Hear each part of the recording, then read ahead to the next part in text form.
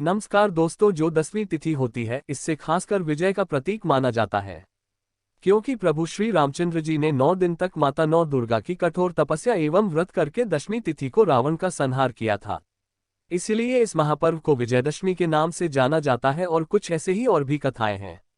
प्रमाणित कथाएं हैं इस दिन बुराई की प्रतीक हम जो रावण का पुतला दहन करते हैं कि जो धार्मिक मान्यताएं हैं कि मां दुर्गा ने महिषासुर राक्षस पर आज ही के दिन अर्थात विजयादशमी के दिन विजय प्राप्त की थी। दशहरे के दिन नया काम करना बहुत ही शुभ माना जाता है। गाड़ी है, इन सब की खरीदारी करना बहुत ही शुभ और मंगलकारी होता है। अस्त्र शस्त्र के इस दिन हमें पूजा अवश्य करनी चाहिए। इस साल पंचांग के अनुसार आश्विन मास की शुक्ल पक्ष की जो 10वीं तिथि है इसे दशहरा त्योहार के नाम से मनाया जाता है। इस वीडियो को ध्यान से देखना। आज के ये वीडियो बहुत सुंदर है। दोस्तों, ज्योतिष के अनुसार रावण दहन हमेशा सूर्यास्त के बाद ही करना चाहिए। सूर्यास्त के बाद क्यों करना चाहिए? जो रात्रि है इसे अंधकार का प्रतीक माना जाता है। जो रावण है इसे अंधकार कहा जाता है। तो अगर कोई व्यक्ति, ध्यान से सुनिएगा, अगर कोई व्यक्ति रात्रि काल में दशहरे के दिन रावण का दहन करते हैं तो ऐसा व्यक्ति रोग, दोष, शोक, संकट आदि ग्रहों की भी स्थिति, सभी प्रकार की बाधाएं, बिनाएं, नकारात्मक ऊर्जा, घर परिवार में क्लेश सब दूर हो जाता है। तो ऐसे में हम जानते हैं विजयादशमी पर ऐसे वो कौन से पौधे हैं जो हमें घर में अवश्य लगाना चाहिए जिससे कि आध्यात्मिक रुचि बढ़ेगी, घर में अपार धन की प्राप्ति हो। दोस्तों, हमारे धर्मशास्त्र कहते हैं अगर इस दिन कुछ शमी के पत्ते तोड़कर अपने पूजा घर में रखे, जैसे कि जो शमी के पत्ते हैं, और उन्हें तोड़कर एक लाल कपड़े में थोड़े अक्षत, एक सुपारी और शमी के कुछ पत्ते डालकर आपको एक पोटली बना लेना है। इसे आप अगर माता दुर्गा या फिर प्रभु श्रीराम को अगर आप भेंट कर देते हैं तो यकीन मानिए पूरे जीवन अपने शत्रु से भी बचे रहेंगे। अगर आपका कोई गुप्त शत्रु है, अगर आपको वो परेशान करता है और आपको समझ में नहीं आता है, तो ऐसे में आप ये उपाय विजयादशमी के दिन अवश्य करें। अगर कोई गुप्त शत्रु होगा तो उसका अपने आप ही विनाश हो जाएगा, आपकी विजय हो जाएगी। दोस्तों, हम कई ऐसी जानकारी लाते हैं जो आपके जीवन को बेहतर बनाते हैं। आज जो जानकारी हम आपको बताने वाले हैं उसे अपने तक सीमित मत रखना, दूसरों को भी शेयर अवश्य करें। ये जानकारी आपको राजा बना देगी। आपको धनी होने से कोई नहीं रोक सकता। आगे बढ़ने से पहले अभी तक आपने हमारे चैनल को सब्सक्राइब नहीं किया है तो चैनल को सब्सक्राइब करके बेल आइकन जरूर दबाइएगा। सच्चे हृदय से लिखना ना भूले। जय श्री राम कमेंट बॉक्स में जय श्री राम अवश्य लिखें। दोस्तों, आप जानते हैं वो ऐसे कौन से पौधे हैं जिन्हें विजयदशमी के दिन लगाना चाहिए जिससे आपका रुका हुआ कार्य, रुका हुआ पैसा, बंद किस्मत के ताले सब खुल जाते हैं।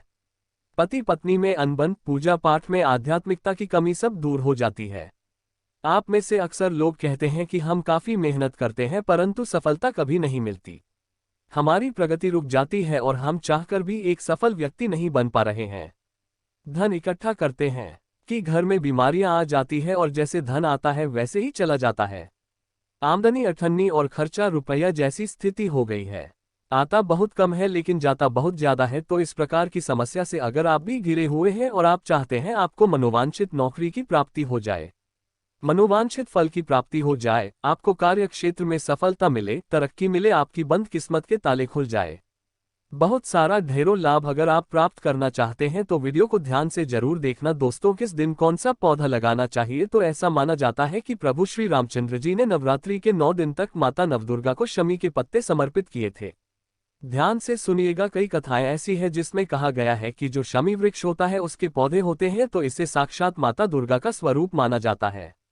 इसमें माता रानी, माता दुर्गा का वास होता है। तो प्रभु श्री रामचंद्र जी ने नवरात्रि के 9 दिन मां दुर्गा को शमी के पत्ते अर्पित किए थे। और जिस दिन रावण का वध भी हुआ था उस दिन माता दुर्गा को प्रभु श्री रामचंद्र जी ने शमी वृक्ष की पूजा की थी। शमी वृक्ष की पूजा करने के बाद शमी के पत्ते माता दुर्गा को अर्पित किए थे और जा करके रावण का संहार कर पाए।